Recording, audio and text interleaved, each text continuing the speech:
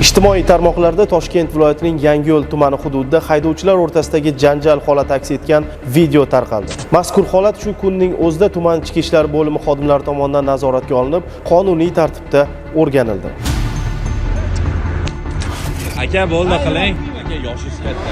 Ma'lum bo'lishicha, voqea joriy yilning 4-noyabr kuni soat 15:00 larda Toshkent viloyatining Yangiyo'l tumani hududidan o'tgan M34 avtomobil yo'lida sodir bo'lgan. Unga ko'ra, Damas va Toyota avtomashinasi haydovchilari harakat vaqtida o'zaro yo'l talashib, janjallashganlar.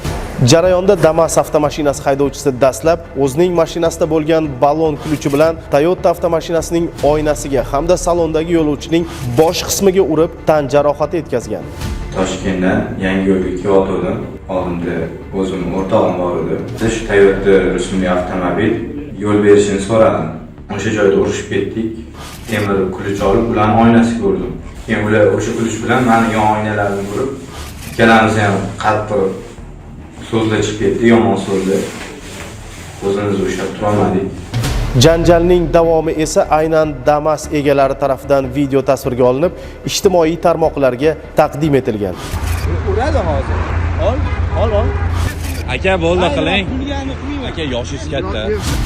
Ukam bilan Toyota avtomobilida harakatlanib kelayotgandik. Chamanzor mehriga yetib kelganimizda peshobod o'tayotganini ko'rib, asta-sekinlikda so'qida peshobod o'tkazib yuborishni maqsadida sekinlashganimizda orqamizdan harakatlanib kelayotgan bir qator degan Damas rusumli avtomobili oldimizga kelib, har xil qator haqoratli gaplar bilan siqib to'xtatib, birdaniga agressiya bilan urushib ketib qoldi. Shoshayotganini tushuntiryapti, peshobod, radar degan so'zlarni tushunmadi. Balon almashtirish ключi bilan urganini ko'rdim. Keyin uni olib kelisha olmaganimizdan keyin axir shu sizlar ko'rgan mudhish holat qarama-qarshi kelib turib, Damas rusumliga kelib avtomatik urilyapti. Hozirda mazkur holat yuzasidan O'zbekiston Respublikasi Jinoyat kodeksining 277-moddasi 2-qismi V bandi bilan jinoyat ishi qo'zg'atilib, har ikki tomon ham sodir etgan harakatlari yuzasidan tergovga jalb etildi. Shundan qattiq afsusdaman. Bunaqa ish boshqa bo'lmaslikka va'da beraman. Keyin boshqalarga ham yo'lda bir-birlarini hurmat qilishlarini so'rab qolaman. Qilgan ishimdan qattiq afsusdaman. Mana hozir qilmishimizga jazoimizni olyapmiz.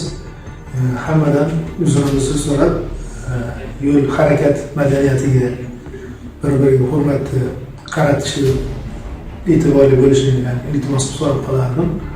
Shu o'rinda eslatib o'tamiz, Toshkent viloyat hududida jamoat tartibi va fuqarolar xavfsizligiga qarshi qaratilgan har qanday harakat uchun qonun ustuvor, jazo muqarrardir.